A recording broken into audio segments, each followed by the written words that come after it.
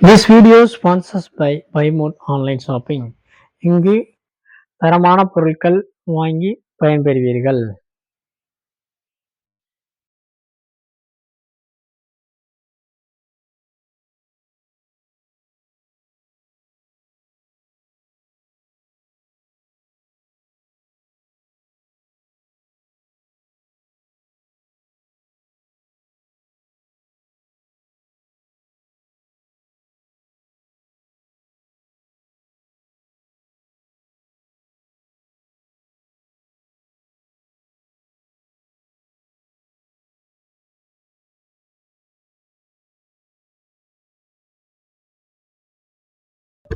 ஆசையும் தேடலும். ஆண்டாண்டு காலமாக மனிதன் தன்னை பிடித்திருக்கும் துன்பத்திலிருந்து விடுதலையடைய ஆசைப்படுகிறான். அதற்கு பல வழிகளை கையாண்டு தனது துயரத்தை நீக்க பல இடங்களுக்கு சென்று ஆறுதலை மட்டும் பெற்று வருகிறான். எங்கு சென்றாலும் ஆறுதல் மட்டுமே கிடைக்கிறது, தீர்வு கிடைக்கவில்லை. ஆதலால் ஒன்று மாற்றி ஒன்று என தொடர் துன்ப அலையில் சிக்கி பலவிதமான உடல், மனம், குடும்பம், பொருளாதாரம், சமூகம் சார்ந்த பிரச்சனைகளால் சிக்கி தவித்து வாடுகிறான். இந்த நிலை பில்கேட்ஸ் முதல் பிச்சைக்காரர்கள் வரை அனைத்து தரப்பு மக்களையும் பாதிக்கவே செய்கிறது. ஆதலால் அவரவர் பிரச்சனைக்கு தக்க விதத்தில் தீர்வை தேடி மாபெரும் விஞ்ஞானிகள் தொடங்கி மருத்துவர்கள், மந்திரவாதிகள், ஜோதிடர்கள், சாமியார்கள், கோயில், குளம் என்ற அனைத்து இடங்களுக்கும் சென்று வந்தாலும் இதற்கு தீர்வுதான் என்ன என்பது அனைத்து தரப்பு மக்களின் கேள்வியாகவே இருக்கிறது. எங்கு சென்று வந்தாலும் அங்கே ஆறுதல் மட்டுமே தற்காலிகமாக கிடைத்தது, நிரந்தர தீர்வு கிடைக்கவில்லை. எனினும் மருத்துவர் முதல் ஜோதிடர் வரை, கோயில்கள் முதல் மதம் வரை மாற்றி பார்த்தாலும் அங்கே தற்காலிக சமாதானமும் ஆற்றலும் மட்டுமே மிஞ்சுகிறது.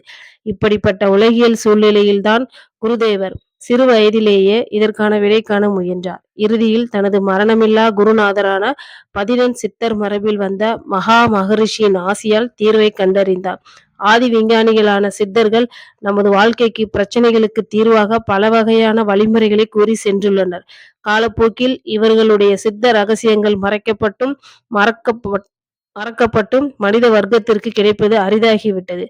ஆனாலும் மரணமற்ற அவர்களின் வித்தைக்கு மரணமில்லை என்ற வாக்கிற்கு இணங்க சித்தர் பாரம்பரியத்தில் தோன்றியவர்கள் இந்த ரகசியங்களை பாதுகாத்து வந்துள்ளனர்.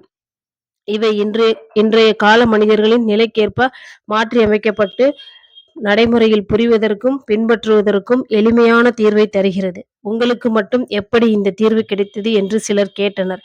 அதற்கு குருநாதர் குணாநிதி மகரிஷி அவர்கள் கூறினார், ஆசைப்படாதே, எதுவும் கிடைக்காது, ஆறுதல் கூட, தேடு, எல்லாம் கிடைக்கும் என்றார். ஆசைப்படுவதற்கும் தேடுவதற்கும் என்ன மிகப்பெரிய வித்தியாசம் இருக்கிறது?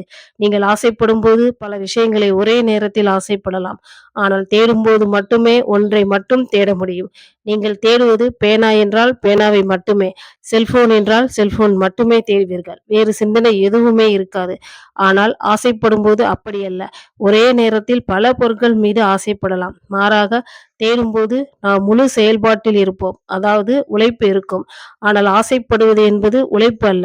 ஆசைப்படும் போது செயல்பாடு என்ற ஒன்று இருக்காது. இயலாமை, சோம்பேறித்தனம், கற்பனை இவையே மிகுந்திருக்கும். தேடுபவனிடம் ஒரு உத்வேகமும் சக்தியும் புத்திசாலித்தனமும் ஆர்வமும் இயற்கையாகவே இருக்கும். உங்களுக்கு எதுவும் கிடைக்கவில்லை என்றால் நீங்கள் தேடவில்லை என்று நிச்சயமாக கூறலாம். அதுவும் நல்லதே. உண்மை எது, உண்மை அற்றது எது என கண்டுபிடிக்க உதவும்.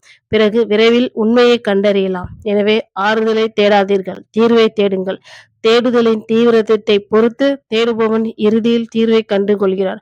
வெறும் ஆசைப்படுபவன் நிலையோ பரிதாபத்திற்குரியதுதான். ஆனால் அவனால் எதையும் அடைய முடியாது. உள்ளார்ந்த விருப்பமே தேடலின் ஆரம்பம். கற்பனையின் விளைவே ஆசை. ஆம், உங்கள் அனைத்து பிரச்சனைகளுக்கும் தீர்வு உண்டு, நீங்கள் எழுச்சியுடன் முயன்று தேட ஆரம்பித்தால். நன்றி, வணக்கம்.